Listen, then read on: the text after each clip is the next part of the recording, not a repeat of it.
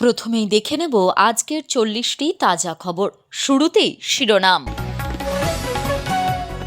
পুনর্নির্বাচনের দাবিতে ফলতায় তুমুল বিক্ষোভ, জাহাঙ্গীর ঘনিষ্ঠ দুজনকে গ্রেফতারের নির্দেশ কমিশনের।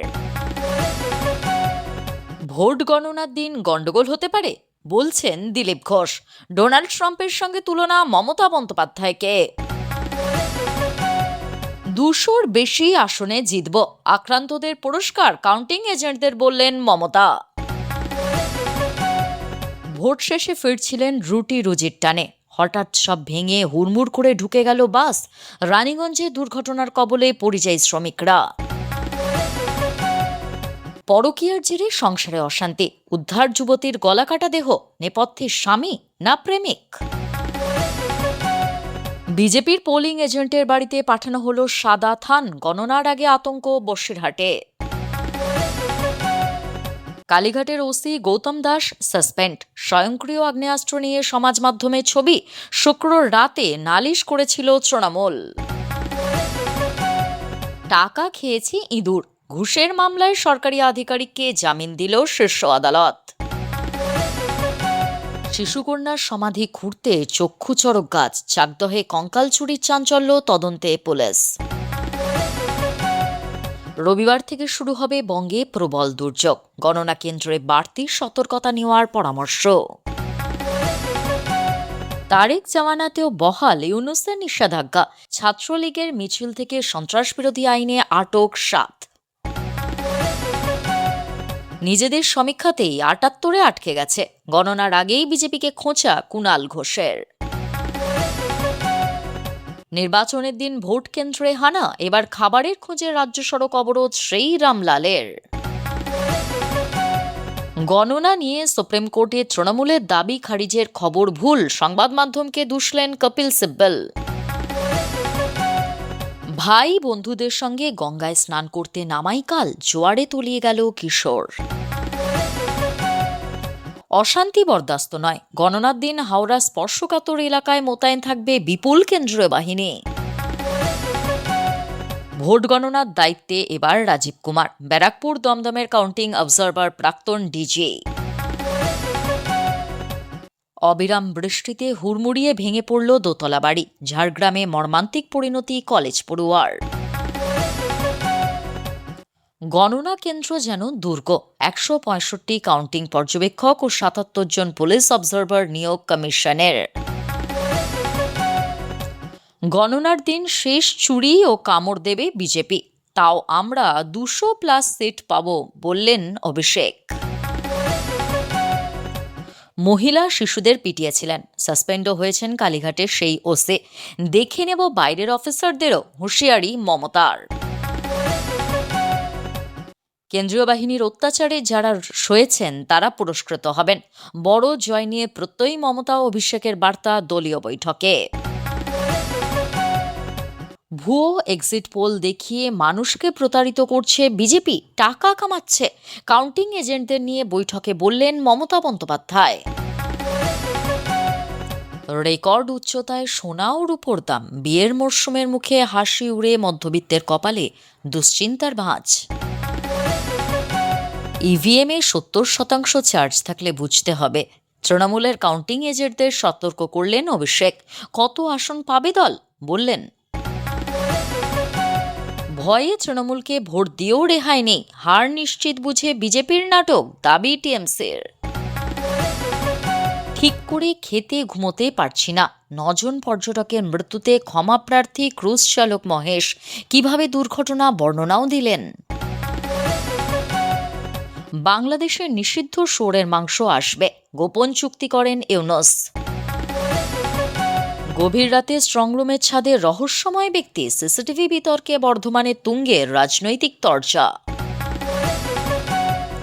ইভিএম পাহারায় তৎপরতা বিজেপিরও, রবিবার রাজ্যে সব স্ট্রংরুমের সামনে পদ্ম শিবিরের মহিলা কর্মীরা বসছেন অবস্থানে। ছত্তিশগড়ে ফের লাল সন্ত্রাসে বলি 3 জওয়ান, জখম 1, সায়ের মাওবাদী, মুক্ত ভারত স্বপ্নে জল। ভাতারে কয়েক মিনিটের ঝড় বৃষ্টিতে ভাঙল একাধিক গাছ ও বিদ্যুতের খুঁটি, দীর্ঘক্ষণ বিদ্যুৎ বিচ্ছিন্ন বিস্তীর্ণ এলাকা। ডিএ মামলায় রাজ্যের সমস্ত দাবি খারিজ, ডেডলাইন বেঁধে বকেয়া মেটানোর নির্দেশ আদালতের। ভোটের রেজাল্টের দিন শহরে একাধিক রাস্তা বন্ধ, কোন দিক দিয়ে ঘোরাবে গাড়ি দেখে নিন বিজ্ঞপ্তি। এছাড়াও রয়েছে আরও বেশ কিছু গুরুত্বপূর্ণ খবর, পুরো বিস্তারিত জানতে ভিডিওটি শেষ পর্যন্ত শুনুন। শনিবার সকাল থেকে দফায় দফায় উত্তেজনা ফলতায়। পুনর্নির্বাচন চেয়ে রাস্তায় নেমে বিক্ষোভ দেখায় গ্রামবাসীদের একাংশ। এরপরেই ফলতার তৃণমূল প্রার্থী জাহাঙ্গীর খান ঘনিষ্ঠ দুজনকে গ্রেফতারের নির্দেশ নির্বাচন কমিশনের। শনিবারের মধ্যেই ইসরাফিল চাকদার এবং সুজাউদ্দিন শেখকে গ্রেফতারের নির্দেশ কমিশন দিয়েছে বলে সূত্রের খবর। কমিশন সূত্রের খবর, এই বিধানসভার একাধিক বুথে অসঙ্গতির সামনে এসেছে। এরপরেই গোটা বিধানসভাতেই নতুন করে ভোটের নির্দেশ কমিশন দিতে পারে বলে খবর। এর মধ্যেই এদিন পুনর্নির্বাচন চেয়ে দফায় দফায় বিক্ষোভ দেখাতে শুরু করেন স্থানীয় মানুষজন। বিক্ষোভকারীদের অভিযোগ, বাড়ি এসে হুমকি দেওয়া হচ্ছে। বিজেপিকে ভোট দেওয়ার জন্যই নাকি এই হুমকি। শুধু তাই নয়, ঘটনায় নাম জড়ায় জাহাঙ্গীর খানেরও। বিক্ষোভকারীদের দাবি, জাহাঙ্গীর ঘনিষ্ঠ ইসরাফিলের নেতৃত্বেই হুমকি দেওয়া হয়েছে। এরপরেই পুনর্নির্বাচন চেয়ে বিক্ষোভ দেখাতে শুরু করেন ফলতার হাসিমনগর এলাকা।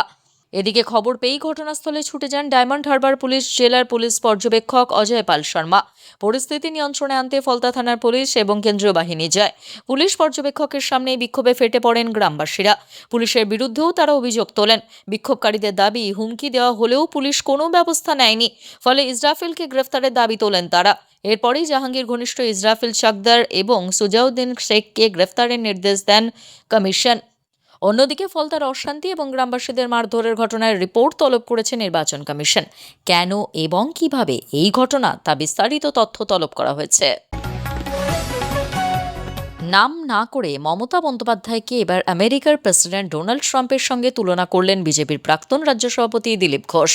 মমতাকে স্বৈরাচারী বলে আক্রমণ করলেন তিনি। এমনকি ভোট গণনার দিন তৃণমূল গণ্ডগোল পাকাতে পারে বলে আশঙ্কাও প্রকাশ করলেন।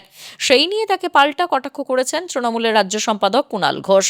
মাঝে আর মাত্র একটা দিন, তারপরই ঠিক হয়ে যাবে আগামী 5 বছর রাজ্য কোন দলের হাতে থাকবে। সেই আবহেও পাল্টা আক্রমণ চলছে। বিজেপি এবং নির্বাচন কমিশনের মাধ্যমে যেখানে যোগসাজশের অভিযোগ তুলছে তৃণমূল, তেমনি হার নিশ্চিত জেনে তৃণমূল অশান্তি পাকাতে চাইছে বলে দাবি করছে বিজেপি। আর সেই আবহেই মমতাকে ট্রাম্পের সঙ্গে তুলনা করলেন দিলীপ ঘোষ। সরাসরি নাম না নিলেও দিলীপের বক্তব্য, প্রথম দফায় ভোটের 2-3 ঘন্টার মধ্যেই তৃণমূল বুঝে গিয়েছে ওরা হারতে চলেছে। তখন থেকেই নাটক শুরু হয়েছে। গণনার দিন কিছু গন্ডগোল করতে পারে, কারণ এখানেও তো একটা ডোনাল্ড ট্রাম্প রয়েছেন। তিনি পরাজয় মানবেন না, দরকার হলে বোমা মেরে উড়িয়ে দেবেন, কাউন্টিং বন্ধ করে দেবেন। সেটাও করতে পারে তৃণমূল, কারণ হার মেনে নেওয়া খুব মুশকিল। যারা খুব স্বৈরাচারী হয় তারা হার মেনে নিতে পারে না। এর পাল্টা দিলীপকেই কটাক্ষ করেছেন কুণাল। তার বক্তব্য, শুভেন্দু অধিকারী রাজ্যে যারা তৎকাল বিজেপি, যারা দলবদলু বিজেপি, তাদের বিরুদ্ধেই বেশি লড়েন, তারাই হারবে, সে কথাই বলছেন। হাতে মাত্র একটা দিন, সোমবারই 26-এর বিধানসভা নির্বাচনের ফলাফল প্রকাশ। সকাল 8টা থেকে শুরু হবে ভোট গণনা। তার ঠিক আগে শনিবার 294 কেন্দ্রের কাউন্টিং এজেন্টদের নিয়ে প্রায় ঘণ্টা 3 ভার্চুয়াল বৈঠক সারলেন মমতা বন্দ্যোপাধ্যায়, অভিষেক বন্দ্যোপাধ্যায়। সূত্রের খবর, বৈঠকে তৃণমূল সুপ্রিমো এজেন্টদের বার্তা দিয়েছেন তৃণমূল 200-র বেশি আসনে জিতছে। কোনো কেন্দ্রের জয়ের ব্যবধান কম হলে এজেন্টদের পুনর্গণনার দাবি তুলতে হবে। এছাড়াও আরও খবর, ভোটের সময় যে কর্মীরা আক্রান্ত হয়েছেন তাদের পরে পুরস্কৃত করা হবে বলে ঘোষণা করেছেন দলনেত্রী। তার বার্তা, 4 মে যতক্ষণ না তিনি নিজে সাংবাদিক বৈঠক করে জয়ের কথা ঘোষণা করছেন, ততক্ষণ কোনো এজেন্ট যেন গণনা কেন্দ্র ছেড়ে না বেরিয়ে আসেন। তার কথায়, কাউন্টিং এজেন্টরা হালকা খাবার খাবেন, বাইরের জল নেবেন না, বাড়ির জল নেবেন। পান, বিড়ি, সিগারেট ওই দিন বা আগের দিন কেউ নেবেন না। কাউন্টিং সেন্টারে চা খেতে না দিলে ওদেরই ব্যবস্থা করতে বলবেন। সূত্রের খবর, কাউন্টিং এজেন্টদের অভয়বাণী দিয়ে মমতার বার্তা, আপনারা জিতবেন, চিন্তা করবেন না। 1000 বা 200 থেকে 300 ভোটে কোথাও জিতলে পুনর্গণনা চাইবেন। ভোর 5টার মধ্যে গণনা কেন্দ্রে পৌঁছে যাবেন। সঙ্গে ডায়েরি রাখবেন, ইভিএম খোলার সঙ্গে সঙ্গে নোট করবেন। আর দুর্বল হলে তৃণমূল করার দরকার নেই। ওই দিন কর্মীদের ডায়েট নিয়েও সতর্কবার্তা দিয়েছেন নেত্রী। তার কথায়, কাউন্টিং এজেন্টরা হালকা খাবার খাবেন, বাইরের জল নেবেন না, বাড়ির জল নেবেন। পান, বিড়ি, সিগারেট ওই দিন বা আগের দিন কেউ নেবেন না। কাউন্টিং সেন্টারে চা খেতে না দিলে ওদেরই ব্যবস্থা করতে বলবেন। মমতার আরও পরামর্শ, আপনাদের চোখ ধাঁধিয়ে দেওয়ার চেষ্টা করবে, কাউন্টিং সেন্টারে চোখ খোলা রাখবেন, ডেটা ঠিক করে কম্পিউটারে তুলছে কিনা সেদিকে নজর রাখবেন। আপনার ভোট বিজেপির ঘাড়ে দিয়ে দিতে পারে। খুব কষ্ট করে লড়াই করেছেন আপনারা, জিততে হবে। যারা কষ্ট করেছেন, আক্রান্ত হয়েছেন, দল তাদের পুরস্কৃত করবে।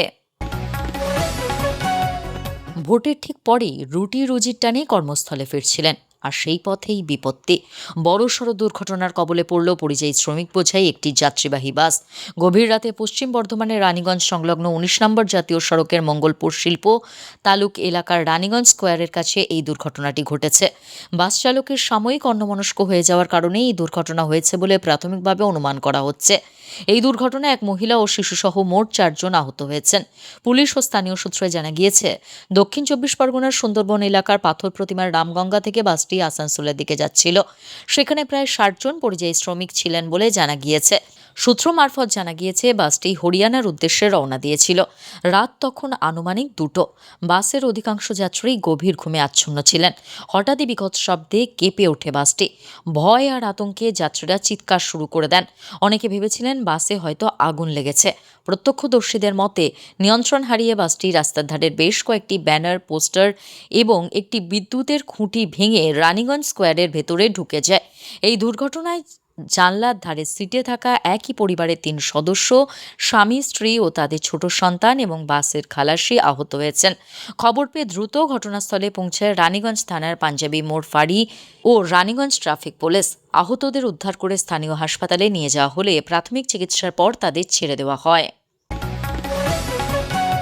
ত্রিকোণ সম্পর্কের জেরে খুন, গলাকাটা দেহ উদ্ধার যুবতীর, মাকে ডাকতে গিয়ে রক্তাক্ত দেহ দেখতে পায় ছেলে। শনিবার সকালে চাঞ্চল্যকর ঘটনাটি ঘটেছে মুর্শিদাবাদের বহরমপুরে।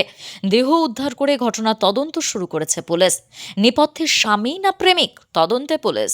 পুলিশ ও স্থানীয় সূত্রে জানা গিয়েছে, মৃতের নাম জেসমিনা বিবি, বয়স ৩৭ বছর। তিনি মুর্শিদাবাদের বহরমপুর থানার অন্তর্গত হাতিনগর গ্রাম পঞ্চায়েতের জীবননগর গ্রামের বাসিন্দা। কয়েক বছর আগে জীবননগরেরই বাসিন্দা তাসিরুল শেখের সঙ্গে বিয়ে হয় জেসমিনার। দম্পতির এক ছেলেও রয়েছে। জানা গিয়েছে, বিগত কয়েক বছর ধরে পাশের গ্রামের এক যুবকের সঙ্গে সম্পর্কে জড়িয়ে পড়েন জেসমিনা। তাতে স্বামী স্ত্রীর মধ্যে অশান্তি লেগেই ছিল। পরিবার সূত্রে জানা গিয়েছে, শুক্রবার রাতে তারা সকলে একসঙ্গে রাতের খাবার খেয়ে ঘুমোতে যান। শনিবার সকালে যুবতীর ছেলে তাকে ডাকতে গিয়ে দেখে রক্তমাখা গলাকাটা অবস্থায় পড়ে রয়েছে জেসমিনার দেহ। ঘরে যুবতীর স্বামী তাসিরুল ছিলেন না বলেই জানা গিয়েছে। চিৎকার শুনে ছুটে যান পরিবারের বাকি সদস্য ও প্রতিবেশীরা। খবর দেওয়া হয় পুলিশে। বহরমপুর থানার পুলিশ মৃতদেহ উদ্ধার করে ময়নাতদন্তের জন্য মুর্শিদাবাদ মেডিকেল কলেজ হাসপাতালের মর্গে পাঠিয়েছে। মৃতের আত্মীয় তাহিন শেখ বলেন, স্বামী স্ত্রী মাঝে মধ্যেই অশান্তি হতো। পাশের গ্রামের এক যুবকের সঙ্গে সম্পর্কে জড়িয়ে পড়েছিলেন জেসমিনা। সে কারণে খুন বলে মনে হচ্ছে, কিন্তু কে খুন করেছে তা নিয়ে প্রশ্ন উঠছে। তদন্তে পুলিশ। বাংলায় ফিরে এলো ফের সাদা থান পাঠানো স্মৃতি। এবার বিজেপির পোলিং এজেন্টের বাড়ির সামনে মিলল সাদা থান। চাঞ্চল্যকর ঘটনাটি ঘটেছে উত্তর ২৪ পরগনার বসিরহাটের হিঙ্গলগঞ্জ বিধানসভা এলাকায়। বিজেপি কর্মী কঙ্কন বৈদ্যর বাড়িতে এই সাদা থান পাঠানো হয়েছে বলে অভিযোগ। তিনি এবার কালীতলা গ্রাম পঞ্চায়েতের পশ্চিম কালীতলা ২৪৩ নম্বর বুথের বিজেপির নির্বাচনী এজেন্ট ছিলেন বলে খবর। তৃণমূল কংগ্রেসের গণনার আগে কর্মীদের ভয় দেখাতে এই থান পাঠিয়েছে বলে বিজেপির অভিযোগ। যদিও এই অভিযোগ মানতে নারাজ তৃণমূল। জানা গিয়েছে, শনিবার ওই বিজেপি কর্মীর মা বাইরে বেরিয়ে একটি প্যাকেট রাখা রয়েছে দেখতে পান। দেখা যায় প্যাকেটের মধ্যে সাদা থান রাখা রয়েছে। সেই ঘটনা দেখেই চাঞ্চল্য, আতঙ্ক ছড়ায় এলাকায়। কিছুদিন আগে এলাকারই ২ বিজেপি কর্মীর বাড়িতেও সাদা থান, জবা ফুল, চিরকুট পাওয়া গিয়েছিল। সেই ঘটনার রেশ কাটার আগেই এবার এই ঘটনা। হিঙ্গলগঞ্জে এইবার বিজেপি প্রার্থী রেখা পাত্র ভোটে লড়েছেন। বিজেপির কর্মী নেতারা এলাকার প্রচারও করেছেন জোর কদমে। কালীতলা গ্রাম পঞ্চায়েতের পশ্চিম কালীতলা ২৪৩ নম্বর বুথের কর্মী কঙ্কন বৈদ্য এবার ভোটের দিন বিজেপির পোলিং এজেন্ট ছিলেন। সেই জন্যই ভয় দেখানোর জন্য তৃণমূল সাদা থান পাঠানো হয়েছে বলে বিজেপির অভিযোগ। ঘটনার কথা জানতে পেরে ঘটনাস্থলে যান বিজেপির নেতা কর্মীরা। তৃণমূল ফল প্রকাশের পর দেখে নেওয়ার হুমকি দিচ্ছে বলে অভিযোগ। খুনের হুমকি থেকে মানসিক হেনস্থা করা হচ্ছে বলেও অভিযোগ। বিজেপির কর্মী কঙ্কন বৈদ্য জানিয়েছেন, ভয় দেখানোর জন্যই তৃণমূল এই কাজ করেছে। ওই বিজেপি কর্মীর বৃদ্ধ বাবা মা ভীত, আতঙ্কিত এই ঘটনার বিচার চেয়েছেন স্থানীয় বিজেপি নেতৃত্ব। প্রসঙ্গত ২৯ তারিখ এই কেন্দ্রে ভোট ছিল। ভোটের আগের দিন বিজেপি বুথ সভাপতি দুলাল চন্দ্র মণ্ডল ও নেতা গৌর বাউরিয়া বাড়িতে সাদা থানের সঙ্গে সঙ্গে সিঁদুর, জবা ফুল ও তুলো প্লাস্টিকে মুড়িয়ে রাখা হয়েছিল। এছাড়াও সাদা কাগজে কালো কালিতে ছাপা অক্ষরে লেখা আছে, এবার বলো হরি হরি বল করে দেব। কালীঘাট থানার ওসি গৌতম দাসকে সাসপেন্ড করলো লালবাজার। তার জায়গায় দায়িত্ব দেওয়া হলো চামেলি মুখোপাধ্যায়কে। শনিবার গৌতমকে নিলম্বিত করে কলকাতা পুলিশ। সম্প্রতি সমাজ মাধ্যমে একটি স্ট্যাটাস দিয়ে বিতর্কে জড়ান গৌতম। শুক্রবার রাতে ওই ছবিকে আপত্তিকর বলে দাবি করে নির্বাচন কমিশনের দৃষ্টি আকর্ষণ করেছিল তৃণমূলের তরফে প্রকাশিত ছবিতে দেখা গিয়েছে যে একটি অত্যাধুনিক বন্দুক হাতে থানায় নিজের চেয়ারে বসে রয়েছেন গৌতম। তার পরনে পুলিশের উর্দি। গৌতম নিজেই ফেসবুক এবং হোয়াটসঅ্যাপ স্ট্যাটাসে সেই ছবি পোস্ট করেন বলেও দাবি করে তৃণমূল। শুক্রবার তৃণমূলের রাজ্য সহসভাপতি জয়প্রকাশ মজুমদার ওই ছবিটি পোস্ট করেন। তিনি জানান, দেশের মুখ্য নির্বাচন কমিশনার জ্ঞানেশ কুমার, রাজ্যের মুখ্য নির্বাচনী আধিকারিক মনোজ আগরওয়াল এবং কলকাতার পুলিশ কমিশনার অজয় নন্দকে এই বিষয়টি নিয়ে চিঠি লিখে অবগত করা হয়েছে। জয়প্রকাশের দাবি, গৌতম তার পোস্টে নিজের ছবি দিয়ে সেখানে ক্যাপশনে লিখেছেন, নতুন দায়িত্বের জন্য প্রস্তুত। জয়প্রকাশ তার এক্স পোস্টে একটি ফেসবুক আইডিও দেন, যদিও সেই আইডির পোস্ট মুছে ফেলা হয়েছে। তৃণমূল নেতার মতে, এ ধরনের ছবি শুধু অস্বস্তিকর নয়, আইনের চোখেও অত্যন্ত আপত্তিকর। ওই ছবি থেকে স্পষ্ট তিনি অত্যাধুনিক বন্দুক নিয়ে কাউকে নিশানা করছেন। ইঁদুরে কি না খায়, বাজেয়াপ্ত হওয়া মদ গাঁজা থেকে শুরু করে টাকা পর্যন্ত আজকাল বোধহয় কিছুই বাদ দিচ্ছে না মুশিক দল। বাজেয়াপ্ত হওয়ার ঘুষের টাকা বেমালুম লোপাট হওয়ায় দোষী সাব্যস্ত হয়েও এবার জামিন পেয়ে গেলেন এক সরকারি আধিকারিক।